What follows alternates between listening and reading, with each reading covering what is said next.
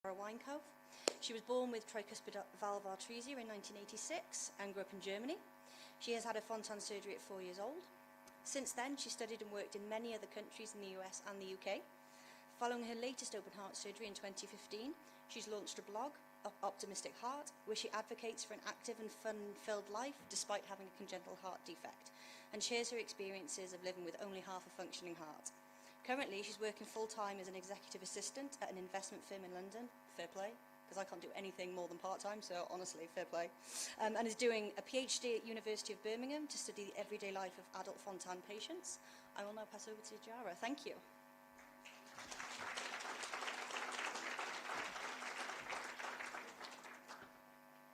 Hello everyone, thank you so much for being here.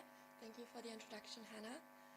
As she rightly mentioned, I'm currently doing my PhD in applied health at the University of Birmingham because I was born with tricuspid atresia myself, and I've had a Fontan circulation since I was 4 years old. So I've experienced many setbacks in life and had to make lots of adaptations and changes in my life to live a fairly normal life. And I realized that there needs to be more support, especially for adult Fontan patients. So I decided to do a PhD on this topic to raise awareness and hopefully also change policy and really make an improvement of the life of single ventricle patients. I am now 37 years old, and therefore I'm one of the elderly people in this group, I guess.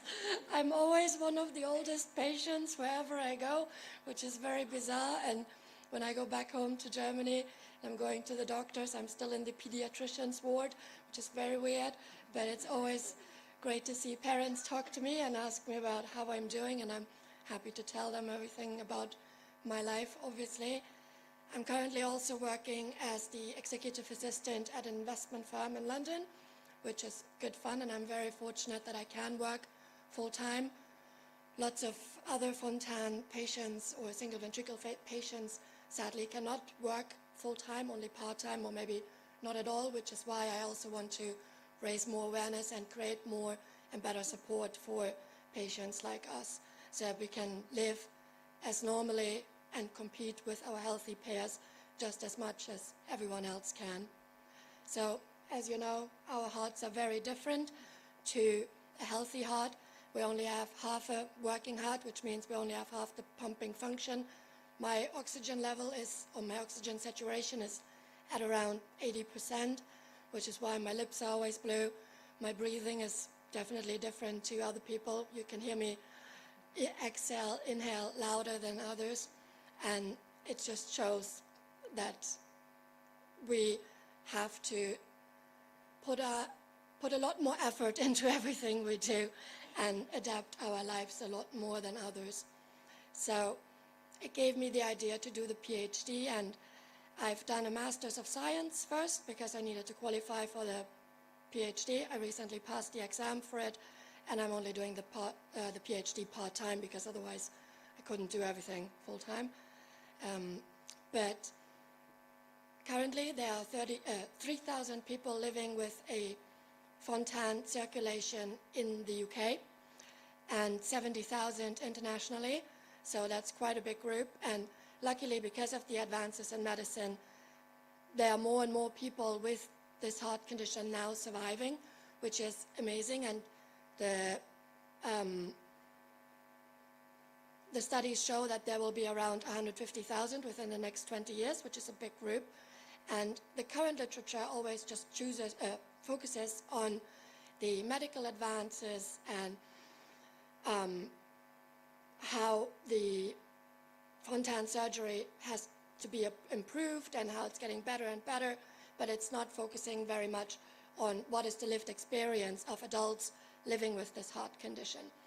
And we need a more holistic management of the patients, not just in regards to the medical side, but also, as Susie explained, how do we do an application for PIP? How can we get benefits for disability allowance, for example? Often we don't fit into these pre-existing groups because we are somehow not disabled enough. It's like, what is it what we have? And so we need to create better support around that.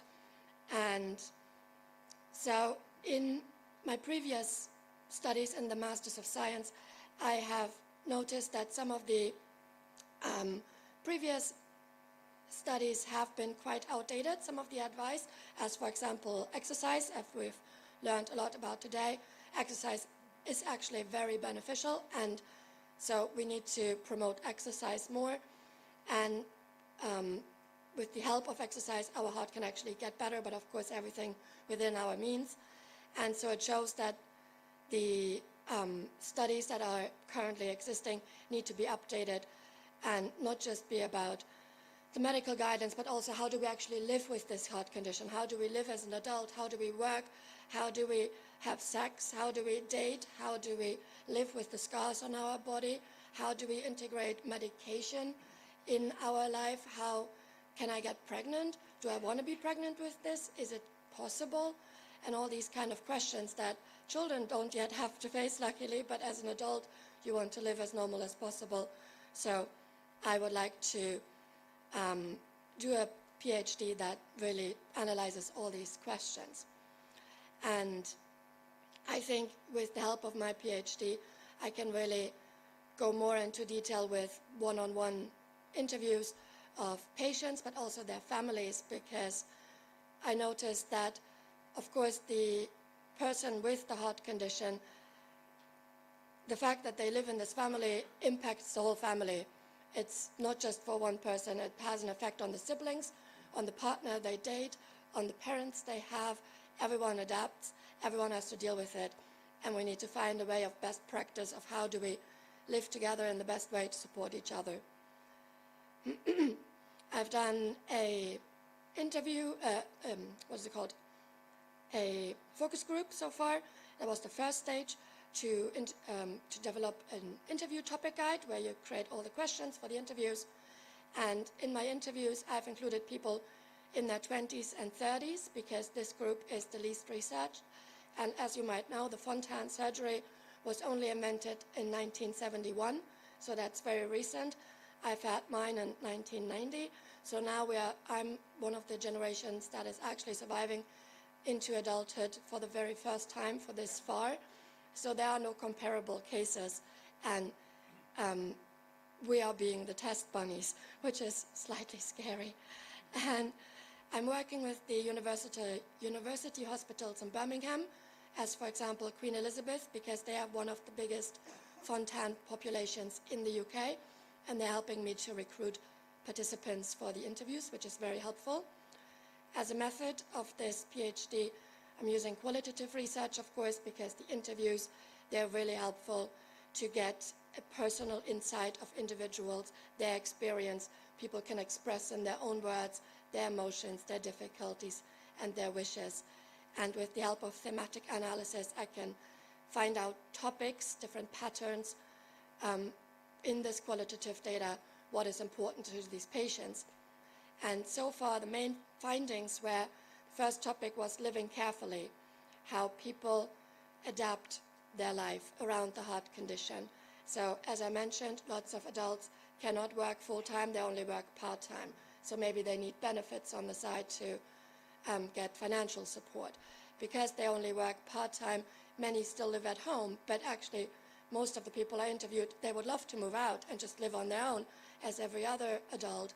And because they have less energy, they have to really think about which social activities am I doing. As Susie explained, we have 3 spoons of energy instead of 5 spoons maybe, but how do you allocate this energy? So it means we can be way less spontaneous than healthy people, because we really have to think about what do we do. We have to pre-plan because the recovery takes just so much longer. And normal activities that other people do just without thinking about it, going diving, getting tattoos, taking the anti-baby pill, getting microblading for beauty treatments, are things that we cannot do because we take medications that don't allow us to do these things, and maybe our oxygen saturation doesn't allow us to go diving or whatever. So there are lots of everyday life tasks or activities that we would love to do, but we have to adapt. And that's okay, I guess, in a way, because we can still live, but there also needs to be a recognition that we have to adapt our life constantly, and that we usually find coping mechanism, as for example, I do go running, but I don't go running 10K in one go. I walk and I run a little bit, and then I walk and I run a little bit. So everyone finds their way of dealing with things, or lots of people would like to do contact sports, or maybe group activities as football, which I cannot do. Like if I get hit by a ball, I get bruised, and so that's not fun. The second theme is uncertainty. As I mentioned, the surgery, the Fontan surgery, is very new. We are the first ones surviving this long, which means there's a lot of uncertainty for us. What is the future pathway? And when this surgery was invented, it was deemed a success if people reach adulthood. That's, I guess, 18, 21 years old. I'm now 37. What does it look like? Where do we go next? And so it's really important that doctors incorporate this discussion into the regular consultations, because this uncertainty causes a lot of issues for adult patients about what's going to happen next. What does my pathway look like? And of course, doctors will never say this, and this is going to happen, because they can't. There are no comparable studies. But this uncertainty causes a lot of anxiety for people. And so maybe they need psychological support. Can they be offered a therapist on the side to just talk to someone about their struggles? I was never offered a psychologist on the side. The first time I was ever offered a psychologist from the Royal Brompton Hospital was when the topic of a heart transplant came about. And they were asking, would you like to speak to someone? And of course I said yes, and luckily the topic is not up to date anymore, because I'm doing pretty well, and that idea was scratched, it's not needed. But it took extreme moments for the hospital to offer help like this, which is why I would like to do the PhD, to raise more awareness and create a different system where the psychological and mental health support is much more incorporated.